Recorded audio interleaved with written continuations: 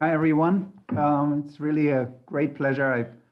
I'm about to introduce our speaker, Dorina Dengo. I wanted to thank Marisa, who is really the author of this whole lecture series at lunchtime. And she gave me a slot today, which I'm grateful for. And I really look forward to hearing about Doreen's work. She comes to us from her home in Kampala in Uganda. And I think that's one of the few really great advantages about Zoom, that we can talk with people around the world. I think you match in terms of distance the one talk we had a few weeks ago where we were joined by a colleague calling in from Abu Dhabi, about roughly the same distance. So now you're 7 o'clock in West Africa, I saw on your screen before, and Dorina Dengo is an architect in Kampala, and she went to Yale, first Catholic University and then Yale, and got her architecture degree, and then started working for a number of major architects. I'm thinking of David Adjaye, Robert A.M. Stern in New York, Ruth and Sumpton, and a number of others. She also taught at the New School in New York and Pratt Institute in Brooklyn and at Makerere University in Kampala. And currently she is a part-time lecturer at the Faculty for the Built Environment at Uganda Martyrs University, and visiting critic at the University of Johannesburg Graduate School of Architecture. And she has amassed a quite substantial portfolio of built work, mixed use, affordable housing in Wakizo, Kayaza, Kalinzu in Uganda, a hospital in Kampala, mobile medical camp in Uganda, and a number of projects where she was responsible for the execution of residential buildings in Kazakhstan, London, and elsewhere. So it's quite a global practice.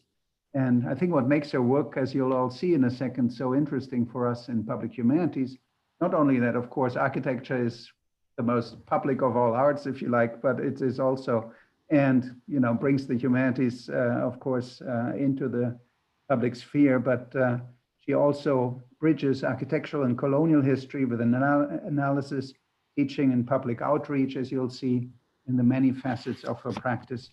And I'd like to say that it's a particular pleasure to me because we've been close friends for a long time, maybe 13, 14 years. And it's such a pleasure to see you again. We obviously don't see each other as often anymore since you moved to Kampala. But on this note, I'll hand it over to Dorina Dengo. Thank you very much for joining us. All right, thank you. Thank you for the introduction. So let's see, I'll jump right into sharing my screen.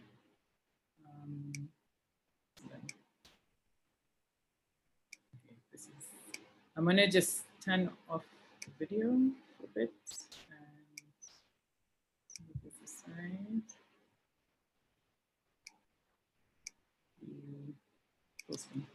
So thank you. I'm really glad to be invited to this talk. And as Dietrich mentioned, we've been friends for a long time, about 13 years. And so it's good to see you again. And it's amazing to have an audience of students, public humanities students. And I'm looking forward to hearing what you think about the work. And I encourage you to ask questions as I'm presenting because Marisa, I believe, is collecting the questions and we'll have a discussion afterwards. I'm going to make an effort to finish in 30 minutes so we have a long enough time to chat. So my lecture is called Advocating for Architecture in Kampala because I've found that it's very critical to make the case that architects add value to our context, because in our context, many non-designers build for themselves. And we find ourselves in a position where we have to make a case for our value, our importance. The picture that we're seeing here is a photo that I took actually from an airplane just before landing in Kampala. And what you see, originally Kampala had 7 hills. Each hill is here. Now there's many more. And in between the hills, there are wetlands that filter the water before it gets to the lake. This is Lake Victoria. Right now, we're 3 million people in the city. It's urbanizing really fast, growing at 6.2 per year, which is really high. Another fact is that in spite of this rapid growth, there are very few architects. So this was a study done by the Commonwealth Association of Architects. And what you see here, this red bar is rate of urbanization. You see that we're the highest in the study.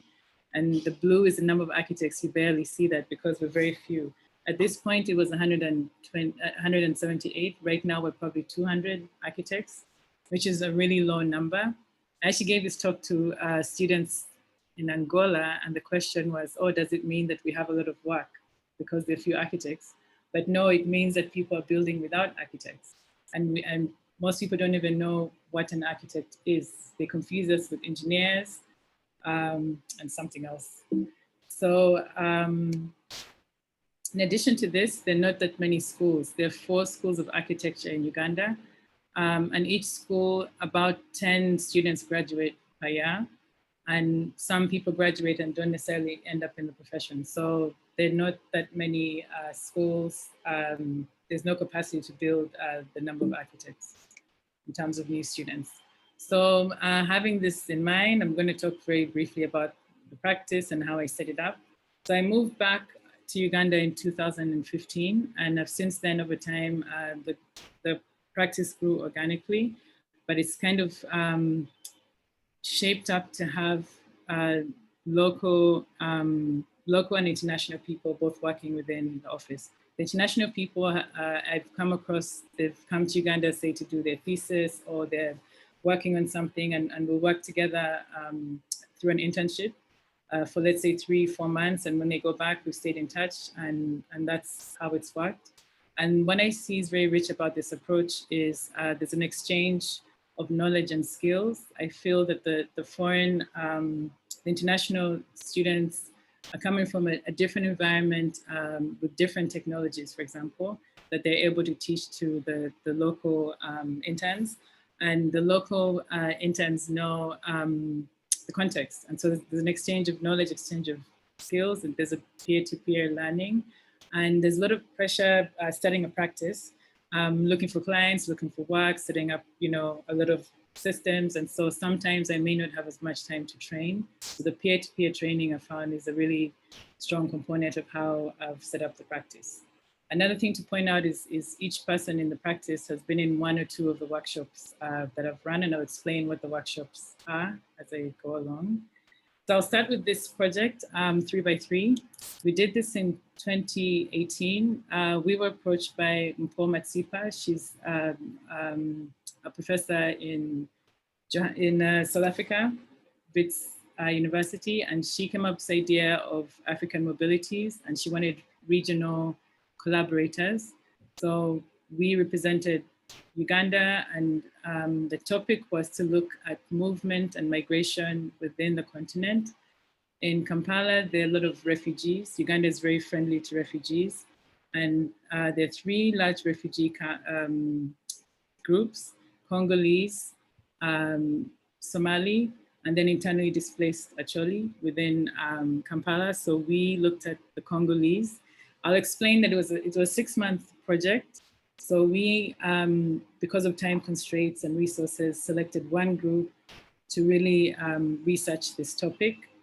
I'll go in here. So we selected the Congolese, looked at what they were doing, and found that they were in the Kitenge trade, and then found an individual, Elvis, that we see here, and followed him for 3 months.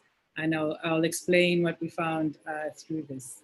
But to take a step back, the way we worked, the way I approached this is we started with a workshop.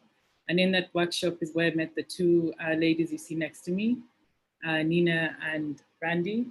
And I knew the social scientist was doing work in the markets. And so his research already had information about the Congolese that could lead us to the individual that we found. And once we found we gathered a lot of information, then we struggled with how to communicate it. And then I met the video guy I was teaching at University of Johannesburg at the time, and he came on board. He has a background in journalism, and he helped us tell the story. So it was a multidisciplinary team. What I would say about this is that it was very challenging working in a multidisciplinary team because as architects, we communicate a specific way, but when we have to communicate with the social scientists, you have to change. And then the journalist, anyway, so we learned, it was really challenging, but we came up with a really effective way of communicating. And without further ado, I'll play the video that we came up with. It was a collaboration of all of us to communicate what we found after following Elvis, the guy with the fabric.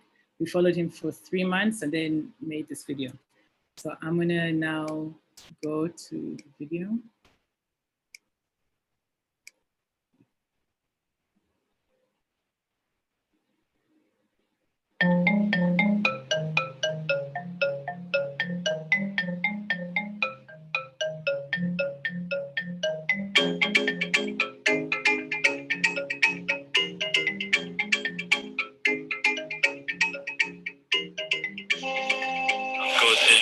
Salembe, I'm a Congolese by nationality. I sell kitenge. Kitenge is a fabric made out of cotton with an African print on it or any African idea. Kitenge is truly a global artifact, once produced in Indonesia, Holland, West Africa, and now increasingly China. But it isn't just a fabric. To many Africans, it's a symbol of independence and of influence. In 2011, that's when I moved from Goma, where I was born, to Kampala. I moved because of civil war going on in my country. Yeah, it forced me and my family together to move up to Kampala. After arriving in Uganda as a refugee, the kitenge trade provided Elvis with an opportunity. We Congolese, we are good at selling kitenge. We are born in kitenge society. In order to maximize profits, many building owners in downtown Kampala tried to squeeze as many shops as possible into their buildings. As a result, most shops fit into a 3 by 3 meter space. Elvis's shop, however, was originally designed as a storage closet. It's even smaller, measuring 3 by 1 meters. By having fold-out counters, Elvis has expanded his space to the standard 3 by 3 meters. When I wanted to make different shelves in my shop there, I considered the size of the fabric because I wanted to have many shelves so that I may display all the fabrics properly on the shelves. So I told the carpenter to measure the fabric and to make for me shelves according to the size of the fabric. That's how my shelves are a little bit squeezed. The shelves are multifunctional. They serve not only as a display area, but also as a storage space and as a colorful attraction for his shop. The fabrics are arranged according to quality. There's a lot happening within the shop, with designated areas for the customer, salesperson, and pedestrians. To many, this tight space might seem like it's not enough. However, by meticulously maximizing every inch of the space, Elvis makes it work. Kitenge fabrics have made their way to the global fashion industry. Back in the day, kitenge was something maybe your mom would wear or your grandma would wear. It was never anything that anyone young would even consider wearing. Things that were considered traditional are trending now, but I feel even before that, it was an international trend on internationally recognized catwalks. There's this movement about being proud of our heritage. The kitenge trade has enabled the Congolese community in Kampala to challenge the dominant representations of refugees as victims by exerting an influence over the urban fashion and culture. The more I sell materials, the more I also get ideas of different prints also. In the future, I think I'll be also going to the factory and place my own order so that I may also get the quantity. In 5 years, I think I'll be having a very big shop.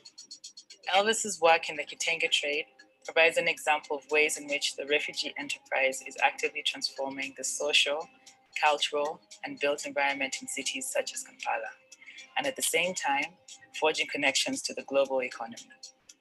All this in 3 by 3 meters.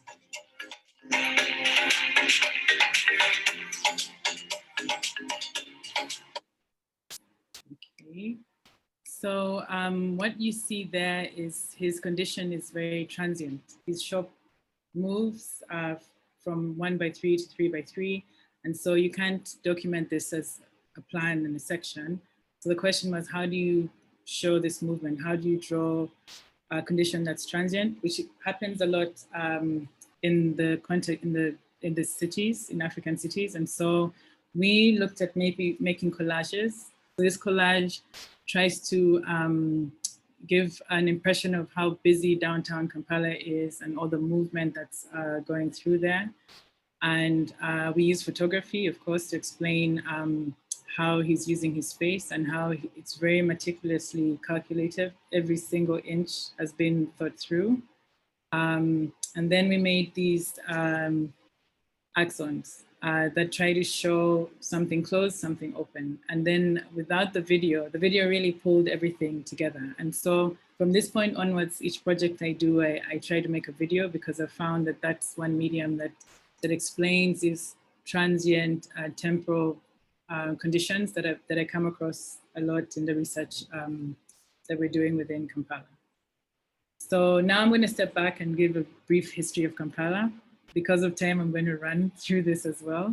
So Kampala was originally the kingdom of Uganda, and the sketch we see here was drawn by the first European explorers who were British. It shows the king's palace at the top of this hill. What's important to note is that the approach to building in pre-colonial time was that it wasn't meant to be permanent. So the materials were straw, thatch, wood, mud, and the king's palace would move. So a new king would build his palace on top of a different hill. So the palace itself was not meant to last forever. The Europeans, the first two European explorers arrived in 1827, which is actually quite late. If I was to put it in context with the history in the United States, slavery was officially abolished in 1865, so around this time. So just to explain that the European explorers got to Uganda quite late in time. If I compare, for example, to South Africa, where the first explorers got there 250 years before this point. The king they met was King Mutesa. This is a photograph, the only public record of him taken at the time. It's very vague. And then this is artistic impressions that have been made of that photograph since.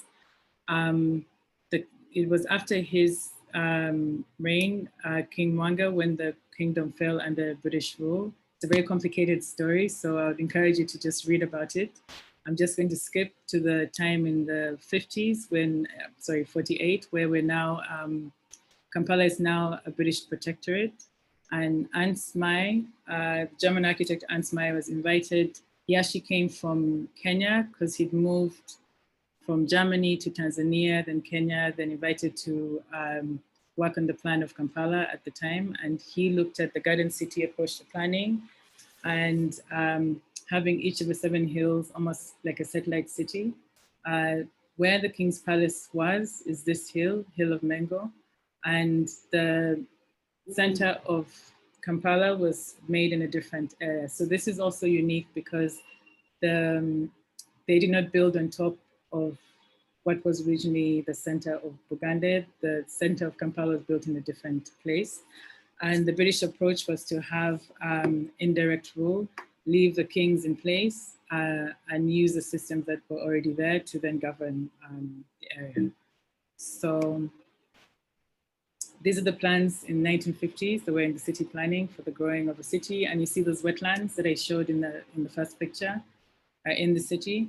Another thing to be cognizant of is at this time, the question was, would Africans urbanize as they built the city? And the British administrators looked to South Africa for a way forward in this dilemma about whether or not to include Africans in the city. And out of South Africa came this segregated or apartheid approach to town planning, and that's why this city plan looks this way. And so that these stripes is the European area, which to this day has the best infrastructure. So this hill, which is Kololo and Nakasero, right now is where you'll find the embassies, and stuff like that. And then there's the Asian, in this case it means Indian, and then African population shown in the plan. And so by 1962, which is when Uganda got independence, what you see here is a parliament. Originally it was supposed to be a legislation center, then it changed to a parliament when independence became more real. And you can see the city was low density. The highest buildings were about 4-story. These are all government buildings, the parliament, National Theatre. And what's important to note that this infrastructure that was made for 50,000 people is more or less the same infrastructure we're living in now with 3 million people. Because after independence, there was a time of a period of unrest and war, and there was not much development between then and now. And I'll explain that more during the discussion. So the next point, we're going to talk about architecture of independence. So independence was a time of optimism and there's a lot of building going on. And what we see here is right in front of the parliament. If I go to this other slide, you see there was no gate initially. So the president of Uganda at the time had traveled to Ghana and to Paris, and he came back and said he wanted this almost like an arc de triomphe, like an independence arc, just as there was in Ghana. And so the architects proposed this.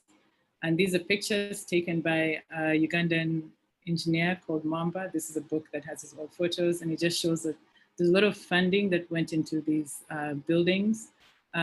Most were funded by the UN that had a mandate, something they called Eco for All, like humanity for all, and a lot of money was poured into building the new nations. And so these were very highly funded projects. It's just something to bear in mind. So in 2018, I did a workshop with Manuel Hatz, a project that he called African Modernism. And I was invited in to add the Kampala chapter, where we looked at the buildings of that period, took photographs of them, and had an exhibition.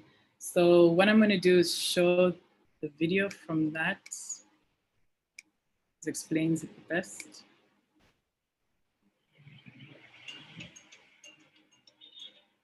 The African Modernism Kampala workshop has been a really great experience.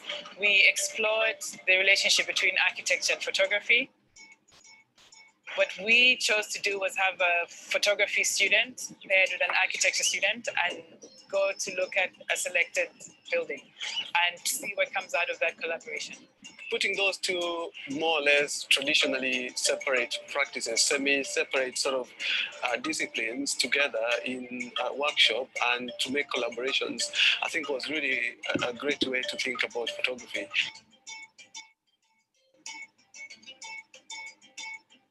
Before, I used to believe that photography is only about taking pictures, but after meeting my fellow friend today, I realized that photography is much more than that. It's about telling a story about the building. It's about telling a story between the people and the building. You find most people look at these buildings as very recent and, there's nothing special to them. But I think this workshop gives us the opportunity to uncover the hidden stories behind these buildings. Generally, we've seen several buildings that were fantastic. I've seen the coffee board building with its colorful facade that is so playful and wonderful. We've seen the student housing at the university, which is quite amazing, and several others. Like the Uganda House in its strict precision, which really has a very high quality. The most interesting part of the workshop for me was the conversation that we had with architect Philip Cuttin, who is part of an old British firm that did most of the buildings during the independence time, and hearing his story about the decisions behind the materials chosen, the form that was chosen, what was happening at that time. I'm hoping that we can record all this information before it gets lost.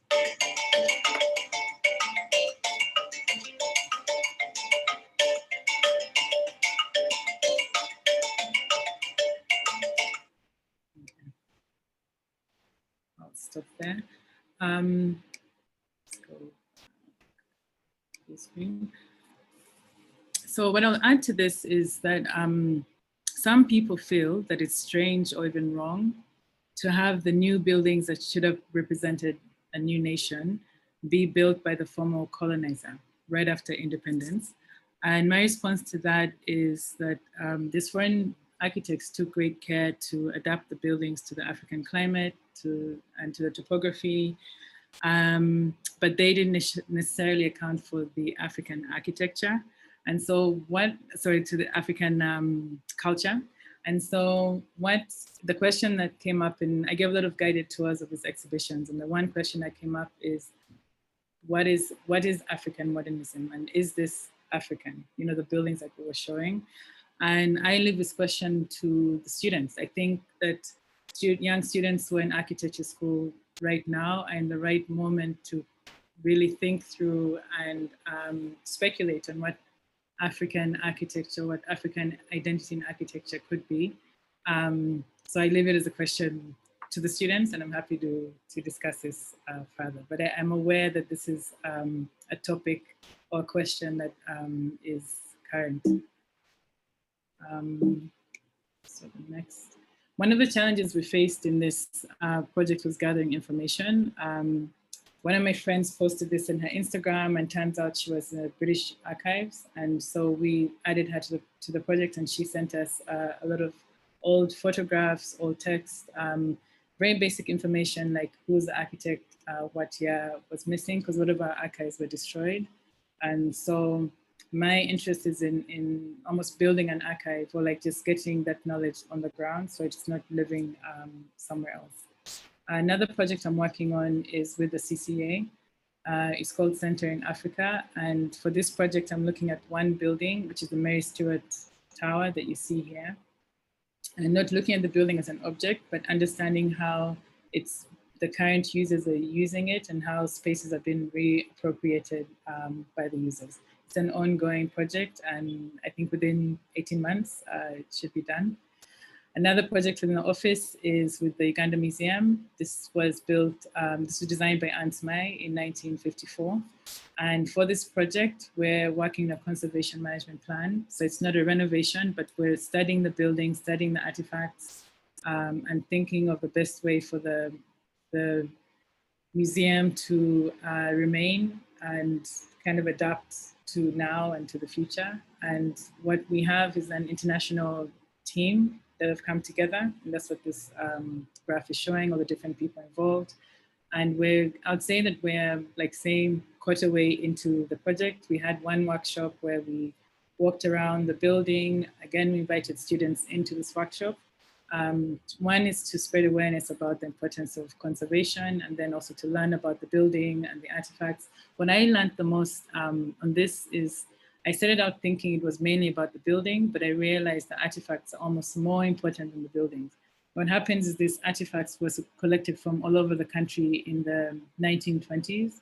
So a lot of them have been preserved really well, actually, and would have otherwise not been existing today. So they're really precious. This is almost like the heart of the country in this building. And so thinking of the artifacts and then also the staff. The museum staff are almost like the custodians of this collection. And so their training is also equally important. So as we're developing the conservation management plan, we're involving both the importance of the artifacts, the importance of the museum staff, as well as the building, and kind of thinking of all that together. Then this is just another project in the office. It's a commercial building, commercial on the first two levels, apartments above. And I show this because most new buildings, the new commercial clients, they want aluminium and glass. They want their buildings to look like Dubai, is what I call it. And so for this building, the fact that we convinced the client to use local clay and local brick was a big win. This is still in the drawing process. We're about to go for approvals, and so it's still ongoing within the office. Initially, our focus was on affordable housing. So this is an affordable house that I designed in 2015 with a group of students at Makerere. And we we're working with the developer to come up with a housing unit of a specific cost, which we did. My time is up, so I'm going to run through as fast. But we found that having the house isn't the issue. You can have a house of the right cost, but when there's many of them, the roads, the supply water, drain water, just all the infrastructure that goes to the housing complex increases the cost. And in some countries, what happens is the government comes in and gives incentives to developers, and either this tax breaks or something. But in our case, the developer is taxed on top of all of this. So we realized through this project that affordable housing and affordability, it's not about the house, it's about these larger, the infrastructure and even the policies. And so moving forward, I've approached things differently. I was more recently approached by another developer looking for affordable housing. And the first thing we convinced them is to not have a single house, but take into account the density and the fact that the city is growing really fast. And so we proposed apartments, which is what you see here. And again, local materials and building cheaply. And from the beginning, we told these developers to consider that there's going to be large costs in the infrastructure, and that there's, there'll have to be some kind of incentives given by the government. The more the units, the bigger the costs and all those other things. And so having this talk up front has helped us get this project a bit further than the first project. So this is just showing the plan. This is just like formal, and then, yeah, same project. This is also we're still working the drawings, about to get to approvals phase. And then I'll end with this, which is the Global Openness Studio. We did this very recently in June, in the middle of the pandemic. I've worked with Washington University in St. Louis. This is now the second year. So last year we went to the same market, and this is what we found. So this is one of the oldest markets in Kampala. It's also a public space. This is an area view. So it's these three sheds and also this area, but we looked mainly here, which was originally a parking lot, but it's been taken over by vendors that have been displaced from other markets. And before the pandemic, it looked like this. The student called it an organized chaos, because you may think there's no order, but there actually is. For example, this analysis by the student kind of looked at how things change over time during the day. And what I'll do is now skip to the condition now, where they had to reorganize themselves because they wanted to continue to operate during the pandemic. We had a lockdown, but we couldn't stock up food. A lot of people eat fresh food, so the food has to be there. And also, this is an income for a lot of people. The vendors are mainly women. There's a high number of female vendors who are supporting families, and so they couldn't stop work. So what they did is to work in shifts to reduce the numbers, and also have this 2 by 2 meter spacing, as you see in this plan, and have the market continue to operate safely. So without further ado, I'm going to show this video of what we found. Global Modernism Studio this year has gone back to Nakasero Market, the most vibrant market in Kampala. We have found it in a completely different condition. WHO has been assessing this outbreak around the clock. We have therefore made the assessment that COVID-19 can be characterized as a pandemic. Nakasero Market has responded very well to the COVID-19 crisis. I was really impressed to see how quickly the people who work in the market transformed the space to allow for social distancing. And I think that that's created an amazing sense of trust in the market. It was very important to us this year that neither of the students went into the market. So no students went to the site.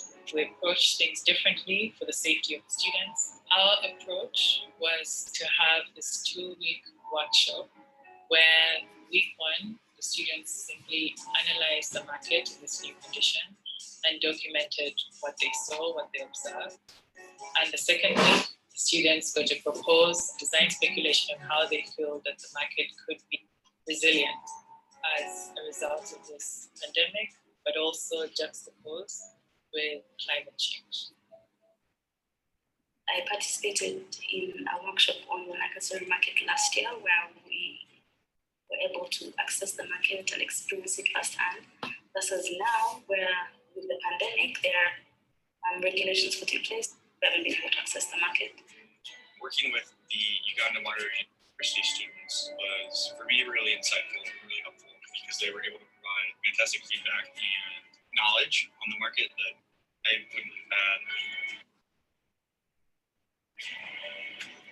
I think that all of the documentation that we have from the photographer, like the images behind me, or the videos, or the time lapses, the aerials, that has all been really helpful and made this virtual workshop possible. I think the response provided by the Nakasori market is very local and highly cultural specific, but also it provided us a way to look at the pandemic and social distancing using limited resources in a dense populated urban area. Now market vendors are only allowed to sell their things using only one box and to sell things when they are well aligned to maintain what we call the social distancing. The only real big challenge, I suppose, was the time zone thing, because when we joined the sessions or even group discussions, it would be 5 p.m. in Kampala, but only 9 a.m. in Washington.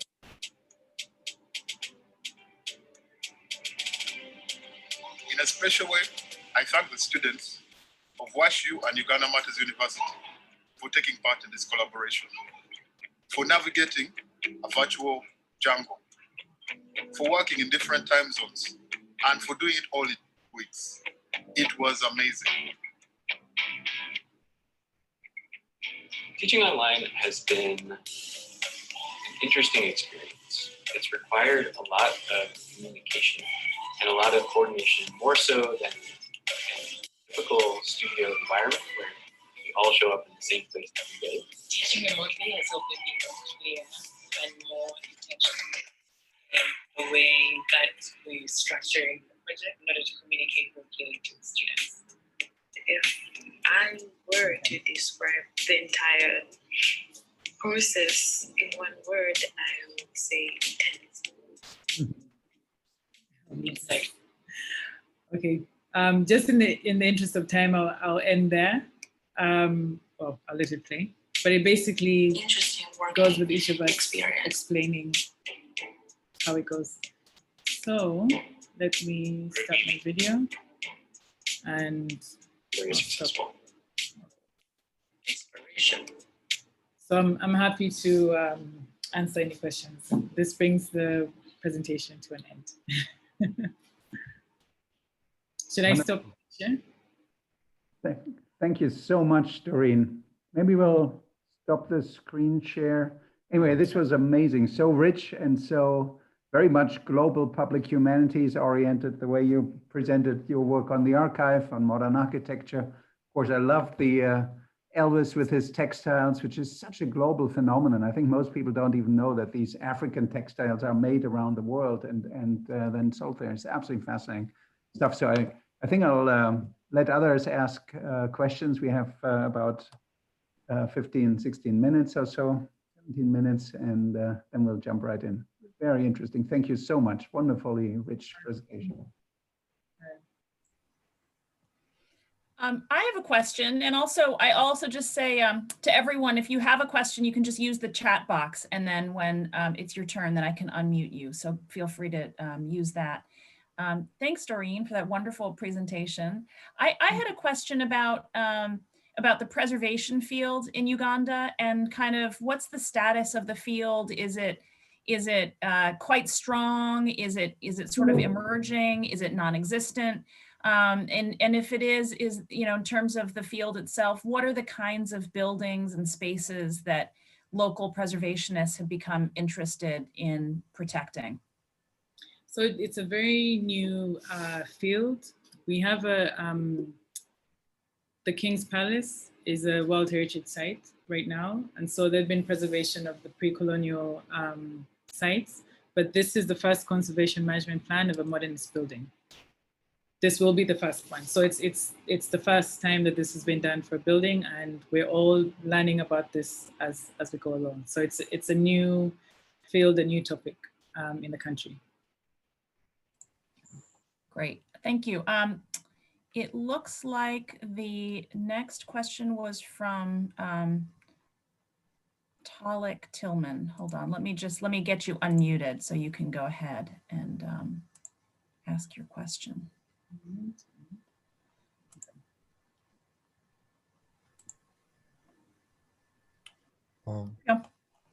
Hi, Mr. Dengo, thank you so much for the presentation, and also like just actually doing the work and like being about it. I think that like really carried through in what you were and just like the examples you've shown, and how I think like the relationship that was expressed kind of through the people you worked with. I had a question that was based like kind of more to, I think, pick your brain a bit as far as like this question of what is like the African modernism or African modernism aesthetic, or where that should go within architecture. And I was wondering like, I mean, I guess like thoughts or opinions towards like being relentlessly about anti-colonial architecture, even in like thinking about how cyclic architecture like plays a role. So thinking about like counter, like I know urban vertical gardens are like one part of the like colonial urban project. So like just what it means to like continue. I mean, so like you even said like permanency is a part of like colonial architecture too, rather than like what might have been pre-colonial. So I'm really curious as to what it means to like continue using aspects of like what was very much established as colonial architecture like in our modern times, rather than like kind of taking maybe like a radical counter approach to like even like instead of like having rectangular housing spaces, like just doing like something that would counter that. I'm wondering like if there's any just like exploration or move towards that like critical engagement with like the anti-colonial part of it. Yeah, I think that's a good question. It comes up a lot. And I'll say just from someone within a practice, normally I'm responding to clients. So I don't yet have a client that's asking for that. But that's why I think that students are in the best place, because as a student, you don't have a client, you don't have a budget. So now is really a good time to really think through what would it mean to have this African architecture, African modernism, because we can't go back, the images I showed of the King's Palace, we can't go back to that because the way of life was so different. So what would it mean now? It's a question, like, and it needs exploration. It's something that it's not easy for me to do within the practice, besides raise awareness about it, have discussions about it. I don't yet have like the client that would allow me to do it. I like to always reference Wakanda in Black Panther, because the idea of Wakanda is what if an African nation grew without colonialism, and what would it look like in the future? And that's what Wakanda was. I feel like someone who's a student right now can really think through that in a more tangible way even, but it's really difficult for me in the practice to think about it without a client that's asking for it. And I don't know if that makes sense. Talik, are you still there? Or is he gone? Thank you. I wasn't able to unmute myself. But, yeah. No, thank you for that. Like that makes a lot of that definitely makes a lot of sense, and like responding to the client's needs. And I think like I'm probably definitely, as a student, like I'm studying architecture right now, so I'm probably like in that position to think about it. But I just get so like, I guess, frustrated with like just knowing that like all of these structures are very colonial, and like down to the smallest details of even like, I know here domestically, like walking on concrete kind of like impacts the physiology of your body, you know? So like having like the harder surface literally deteriorates your joints and kind of like has all of these negative effects.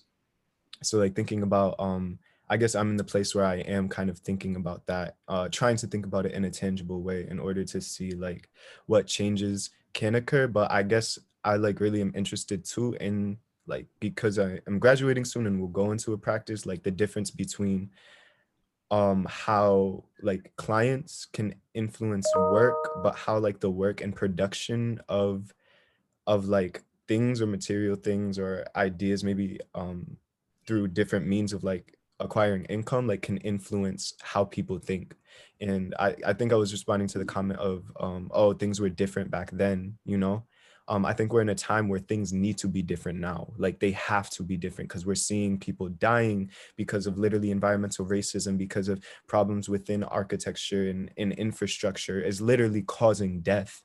So I think just for me, it's like to say like, just to accept things were different back then, and that means we can't pull from that, I think is a bit limiting. So I'm just like, I guess interested or like wanted to bring up the relationship between doing things in order to influence how things are now versus like just finding what in the balance between finding what like needs to be done as far as practical terms. Okay, I agree. And I really encourage you to do it. When I was a student, I was told I need to go to another department if I wanted to explore these things. But I feel like right now you can explore them within architecture, which is good. So yeah, I agree with all your points. Any other question? Okay, Dietrich. Oh yes, so I had to unmute, and I'm thinking of both the scale that you showed us of these large buildings that obviously respond to the climate and to the conditions and have to overcome certain preferences and prejudice. You said people want to build like they are in Dubai or something, right? And choose certain materials. And on a small scale also, you always see when you travel in certain countries that everyone wants concrete block, but in reality, brick or mud walls are much, much better material, much cheaper, but they don't have the same reputation for some reason. And so they're often shunned. So I wonder if you could just compare your approach with these housing projects with natural materials and great shadow giving devices to the tools that were used in the immediate post-colonial period where British architects came in, and you said they responded to a certain degree. I mean, they're all obviously sort of global modernists at that point, but they also, you said, responded to a certain degree, I guess, to the local conditions. I wonder if you could talk a little more about that. Yeah, so I think that they responded really well to the climate and topography, you know, very sensitive to things like that because it's tropical. Most of those buildings built in the 50s and 60s don't need air conditioning. They thought about the wind patterns and sun shading and all of this. I'd say that with the apartment buildings, yes, we're selecting a different material, but we also are looking at all of that. So we have the brick screens, sun shading, but what is different is I'm very interested in the way people live, which I think was overlooked in the past. For example, most Ugandan families cook in the kitchen, then they cook in an outdoor kitchen. And everybody likes the food from the outdoor kitchen. There's something very special about it. So if you design an apartment, the kitchen has to have a balcony because someone's going to want to cook outdoors. So what we've brought to these projects, especially the housing projects, is to really think about how people live and then design for how they live. So I know if that answers your question, but that's one example. Yeah, and I think that sounds like a great step forward, also in the sense of what Talik raised in the response. I think one response is to the local conditions. I think you are absolutely right in pointing out how these British architects use certain tools regarding sunlight, etc., and shading the facades and so on. But that is less specific, perhaps, than what you are doing to Uganda and to certain lifestyles and so on. Because if you go around the world, it would be very hard if you take buildings from the 60s in previous colonial areas. It would be very hard to distinguish. This one is Uganda, and this one is India or something. Yeah, they all look the same. In the same climate zone, they kind of tend to look similar. And I think what you're pointing out is really important. I must say, I can't get over how amazing your drawings were of that stall of Elvis, and how, in fact, the folded sheet became the module for the shelves and for the store in the end, right? And this, I mean, that's in the end the essence of architecture. I think these sort of very small steps to make something work according to what exactly you're doing in that space with a sort of minimal approach was absolutely lovely. So thank you for all your insights. I don't know if we have more questions. Otherwise, let's see, Marisa, are there more questions, or do you have fun? No, there's some people writing to me privately. I don't know if I'm supposed to say that, but I don't know how to respond to them because they're writing privately, and I want to encourage the person writing me privately to just ask a question. Good idea. Yes. Val. Who is it? Because actually, hold on. You know what? I can. Yeah, this is now set so everyone here can unmute themselves so that person can go ahead and ask. So Val Kuharik, I would encourage you to speak because it's hard for me to respond to you at the same time. Yeah.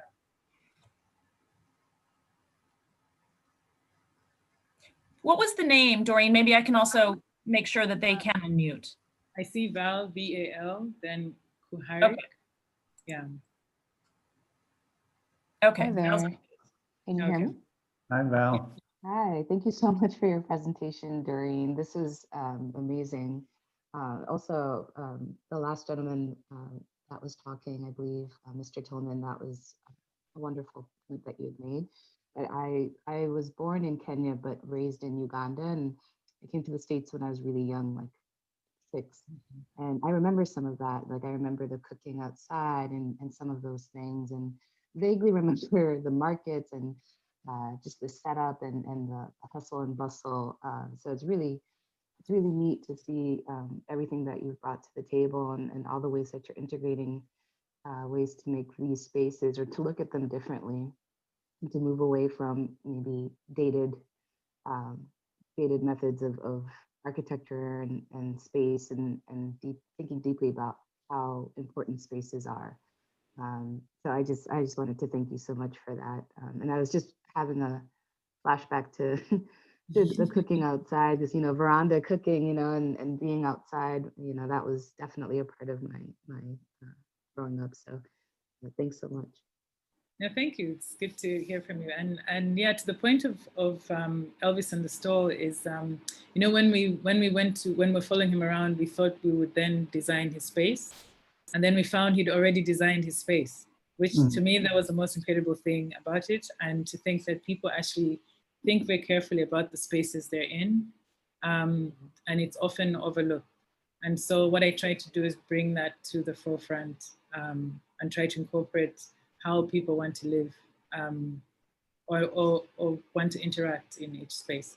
My dream would be to work in the markets, because now we really understand how the markets work. What happens is often the government suggests new markets, and they're built out of concrete. To Talik's point, out of concrete, there's concrete stalls, and then the markets fail. It's because they haven't really thought through how people are interacting in the market, and they suggest something that then breaks the kind of interaction that people are used to. So anyway, that's something I think about for the future. It makes so much sense. Architecture can only be really good if it's based on close observation of how people actually work and live and engage with it, and create then, a better shell for exactly that. That was very convincing. Well, this was amazing. I couldn't believe how much you... One other question. Sorry. Yes. Do you think there's time, Dietrich? What was that? I said, do you think there's time? I think there's one other question. I can see Talik has his hand back up. Oh, yes. Okay, tell And then, sorry, Doreen, did you say there was one other person who had chatted to you in the box that I could? No, and now I see it was the same person. Okay, okay, great. You have 2 minutes roughly. Charlie, go for it.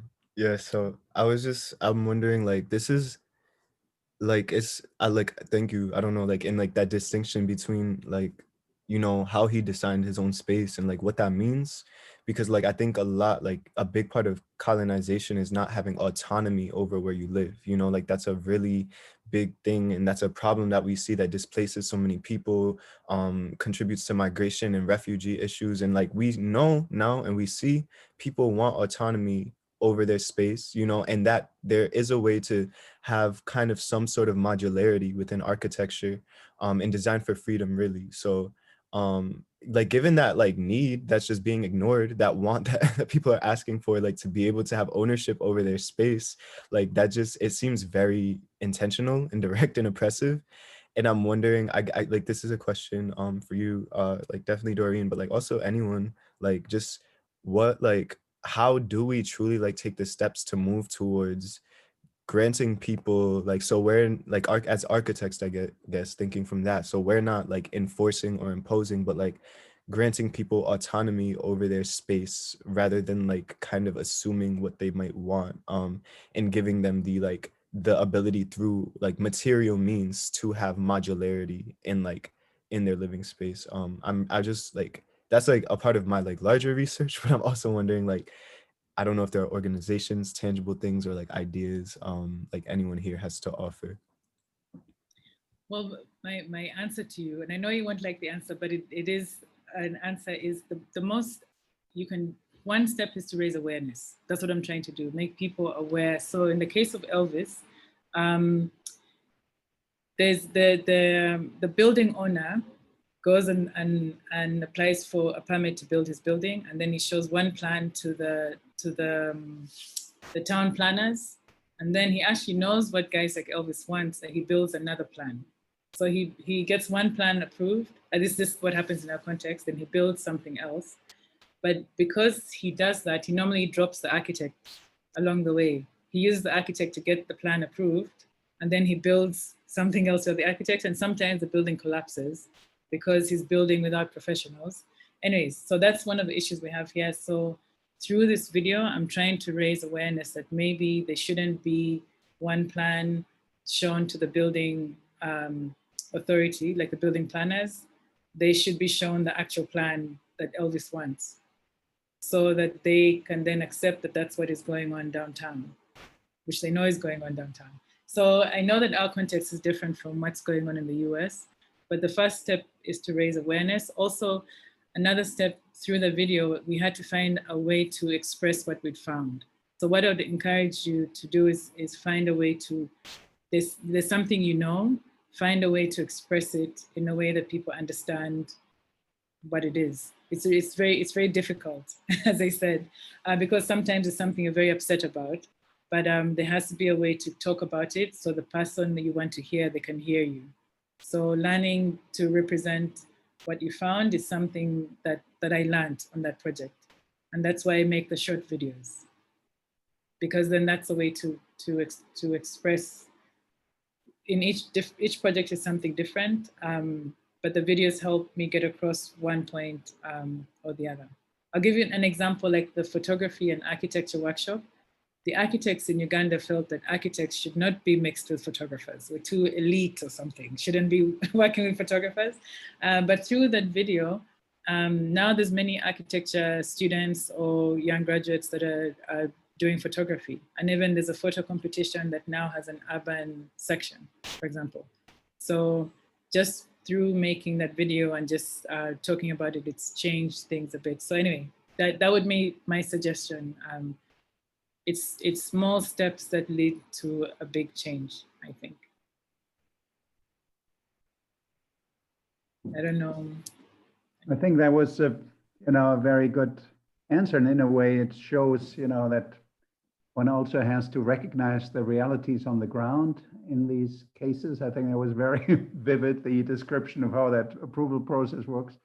But I think the essential understanding of which functions are to be housed and how as much agency can be given to the people, in fact, fulfilling those functions in the design process. I think it's crucial, and also recognize that often they're better designers than someone who comes from the outside, because they have lived that process of how their work unfolds for a long time and know exactly which spaces they need. Anyway, it was really, really fascinating. Thank you, Talik, for another very thoughtful question. There are no more questions. I think we're out of time. I wanted to thank, first of all, Marisa for giving us this slot in her wonderful series, and of course, foremost and most of all, Doreen, for this wonderfully rich, multifaceted presentation. Thank you very much, Doreen. All right, thank you. Thanks, everyone. I really enjoyed this. Okay. All right. Bye. Okay, bye. Bye, everyone.